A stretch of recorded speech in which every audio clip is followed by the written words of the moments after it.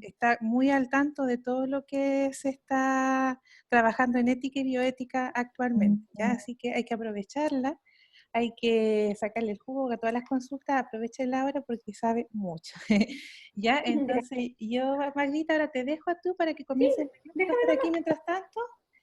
Ahí me voy a retirar sí, a las 3 yo y ahí te encargo, Magdita, si tú puedes seguir grabando, ¿ya? Sí, no te preocupes. Ya, Mira, eso, un abrazo, que estés bien y nos vemos, chicos. Voy a estar aquí, sí. sí, no, no te preocupes. Bueno, buenas tardes, un gusto conocerlos a todos y a todas. Yo soy la jefa de carrera de Enfermería del Campus San Felipe. A lo mejor en alguna oportunidad también nosotros no nos hemos visto, ¿cierto? Vamos a empezar a vernos más seguido en algunas clases, dado que vamos a trabajar, ¿cierto?, conmigo todo lo que es la parte de ética en investigación.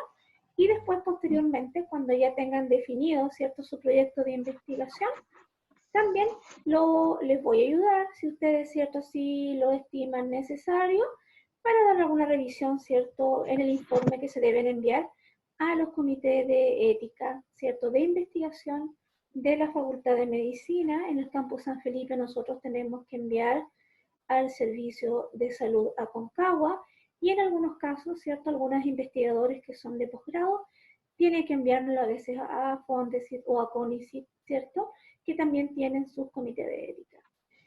La primera, cierto, parte que vamos a ver ahora y que vamos a conversar un poquito, ¿cierto?, se relaciona con la parte de la historia de la investigación, ¿cierto?, y la ética.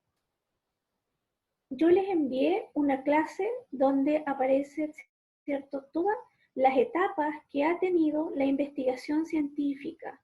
No la vamos a ver ahora porque en honor del tiempo, ¿cierto? Y también del sistema que estamos ocupando, ¿cierto? Lo vamos a comentar y nos vamos a ir a la parte más práctica para verla así con detalle, ¿ya? Para que les sea mucho más fácil elaborar su informe cuando quieran postular. Bien. En la parte de la historia, ¿cierto? Contaba que habían tres etapas donde la investigación, ¿cierto? Y la relación con la ética y la bioética parecía hacerse de una manera como muy fortuita. ¿Sí? ¿Pudieron leerlo en el paper? ¿Pudieron leerlo en la clase? ¿La vieron? Pónganme dedito. A ver, ¿alguien la leyó? ¿No? Sí, bueno. Importante es leerla, porque para ponerse en contexto, ¿cierto?, de lo que vamos, ¿cierto?, a trabajar, tenemos que saber, ¿cierto?, por qué y en qué momento entró la ética y la bioética, ¿cierto?, a ser una parte fundamental del área de la investigación. En un principio, ¿cierto?, la investigación se hacía de manera muy fortuita, es decir, los hallazgos, ¿cierto?, que se tenían en la investigación científica se producían porque en la época, por ejemplo, de Grecia y de Roma, se consideraba, ¿cierto?, que es algo que se probaba con un paciente y el paciente sobrevivía, ¿cierto?, no se consideraba un hallazgo de investigación, sino que se consideraba, ¿cierto?, como una coincidencia y se utilizaba posteriormente para algunos tratamientos. Mientras, ¿cierto?, se probaban los tratamientos, se utilizaban, ¿cierto?, a personas que no eran los sujetos de investigación o probandos, como se le llaman técnicamente en el ámbito internacional, ¿cierto?, a las personas que curaban. Posteriormente, ¿cierto?, en la Edad Media, a pesar, ¿cierto?, que ellos hicieron grandes aportes a través de la medicina natural, ¿cierto?, y la herbolaria, y también sobre la nutrición y la alimentación, cómo esto podía apoyar, ¿cierto?, alguna de las patologías, no fue suficiente. ¿Qué pasó después? En una época, ¿cierto?, que hubo más oscurantismo, que fue la Edad Media, ¿cierto?, y posteriormente en el siglo XV, XVI y XVII, donde, ¿cierto?, las escuelas de medicina tenían prohibido, ¿cierto?, estudiar la anatomía humana por el área religiosa. ¿Habían escuchado eso? Si ustedes buscan un poco de la historia, ¿cierto?, de la medicina, las primeras investigaciones, ¿cierto?, que se hacían no eran buscando una cura, sino que eran para conocer hallazgos ¿cierto?, conocer la anatomía humana. Eso no era bien visto. ¿Y qué se hacía? Que aquellas personas, ¿cierto?, que fallecían, ellos, las escuelas de medicina, ¿cierto?, especialmente las francesas y las inglesas y otras, por supuesto, que seguramente también lo hicieron, se dio más en Europa, conseguían estos cadáveres, los robaban, ¿cierto?, de los cementerios y hacían las investigaciones, ¿cierto?, de los cuerpos. ¿Lo habían escuchado? ¿Sí? Si lo viéramos a la época actual, ¿cierto?, con el concepto que tenemos, ¿cierto?, de ética y moral, que me gustaría saber cuál es su concepto de ética y moral. ¿Quién me puede contestar? A ver, la Pamela. Pamela Pascual, ¿qué crees tú? ¿Qué te acuerdas?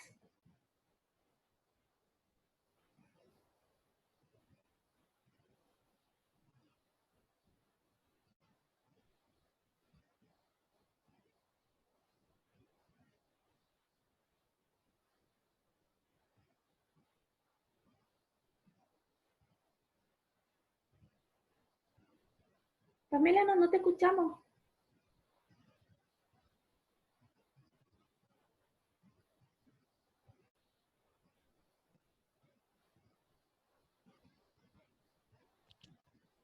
¿No puedes hablar? No, sí, no se escucha. Todos tienen... No tiene micrófono. Ah, no tiene micrófono. Entonces, ¿quién habló para que le ayude? ¿Cuál sería el concepto de ética y moral? ¿Qué es ético? ¿Qué es moral? Porque estábamos hablando, ¿cierto?, de pseudo investigadores, ¿cierto?, no profesionales, donde capturaban, ¿cierto?, conseguían cadáveres para hacer la investigación. ¿Cómo sería en la actualidad eso, si aplicamos el concepto de ética y moral? Aquí dice Camilo, moral define lo que es bueno y es malo. La ética dice lo bueno en cada situación. ¿Están todos de acuerdo? ¿Se acuerdan un poquito más?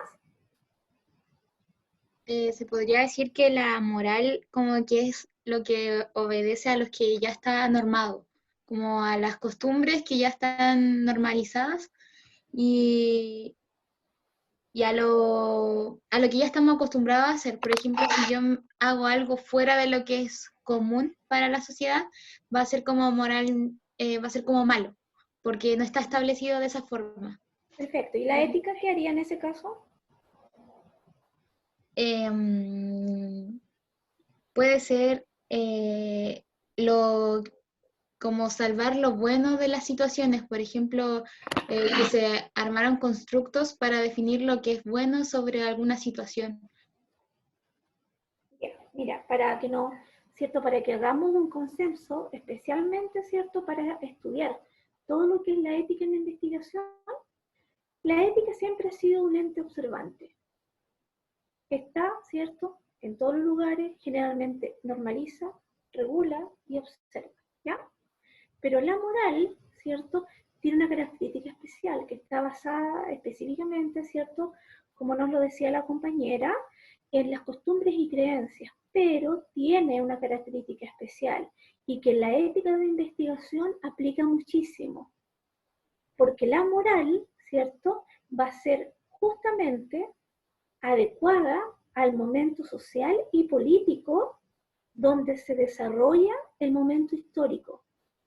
Es decir, lo que moralmente, por ejemplo, para nosotros en este momento podríamos llamarlo inmoral, como sería robar cadáveres, ¿cierto?, y hacer examinación anatómica, era aceptado, ¿cierto?, regularmente en esa época, en el siglo XVI y XVII. Muchos de los adelantos, ¿cierto?, que hubieron en la investigación, habían transgresiones severas a la ética, pero que no eran considerados, ¿cierto?, como tales, porque se pensaba que estos, ¿cierto?, podían contribuir en el tratamiento, ¿cierto?, y el conocimiento científico. Situación, ¿cierto?, que a la fecha nosotros no lo consideraríamos, ¿cierto?, inadecuado. ¿Sí? ¿Qué pasó más de historia, ¿cierto? Ustedes pudieron ver que en el transcurso, ¿cierto?, de nuestra humanidad, hemos transgredido básicamente en muchas oportunidades, ¿cierto?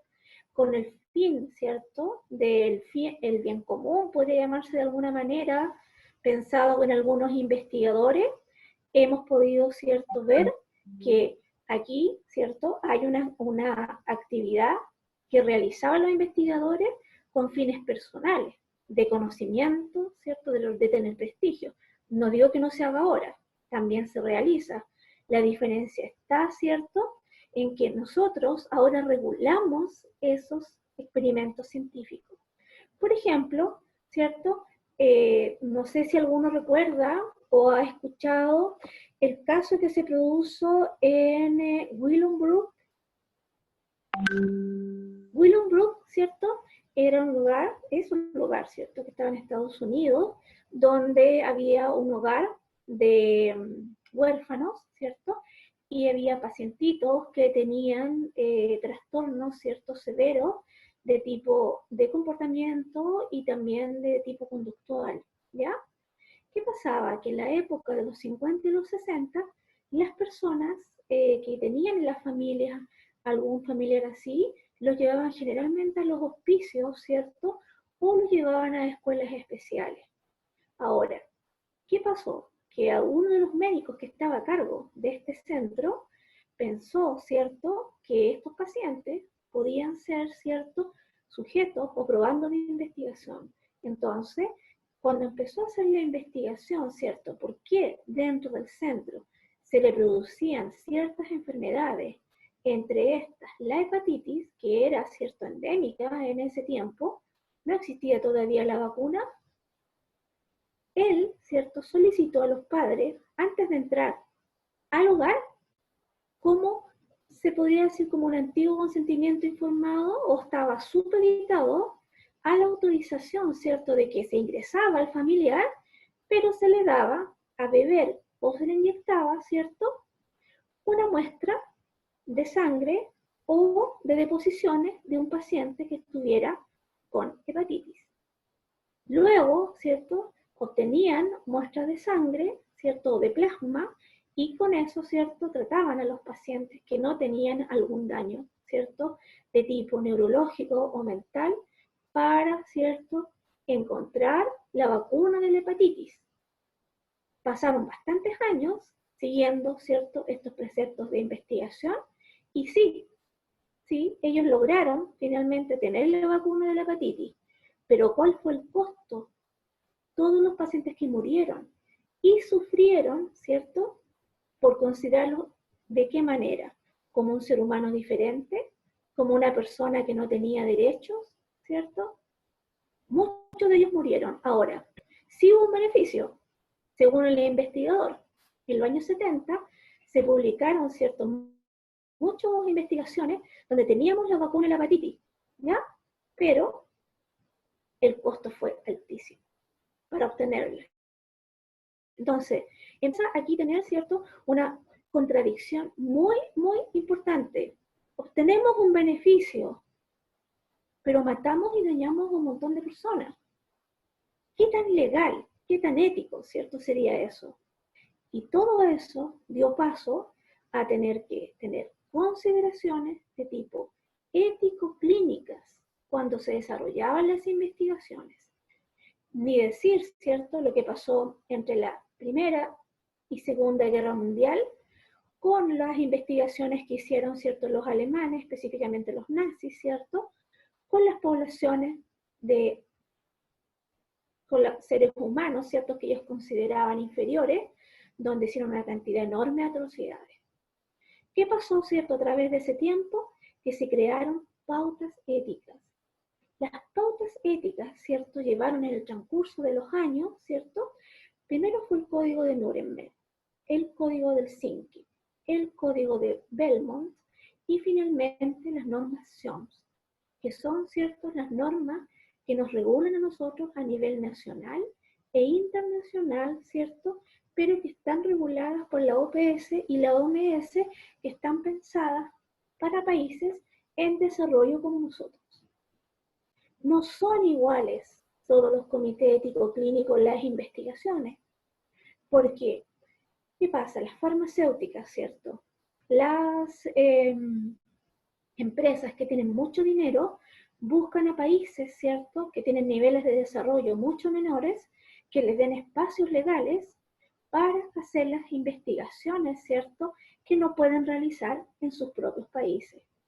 Por ejemplo, nosotros aquí en Latinoamérica somos un sector donde se nos han probado, ¿cierto?, medicamentos durante 7, 8 años, que es la prueba que se requiere, ¿cierto?, y que solicita el CDD. ¿Lo han escuchado? El CDD, ¿cierto?, de Estados Unidos, que regula, ¿cierto?, todo lo que es la farmacología.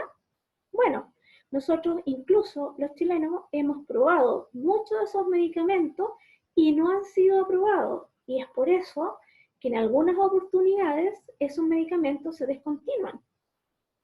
Y si tú viajas al extranjero, tú no encuentras ese medicamento. Existe solamente en algunos países de prueba.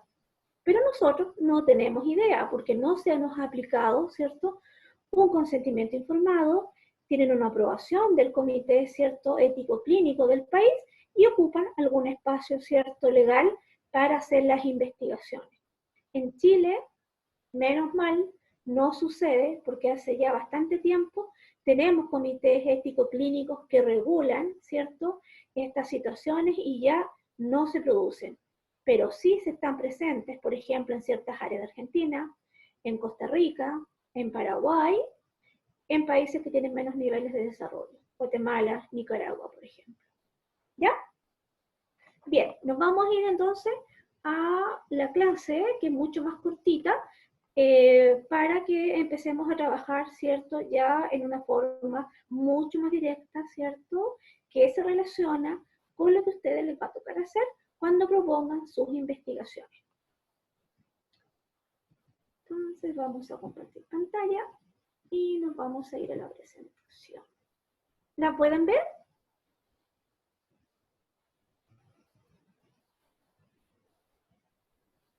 ¿Ven la presentación? Sí, se ve, Marquita. Ya, perfecto. Miren. No lo voy a abrir, ¿cierto? Porque si creo que ahí se ve bien igual.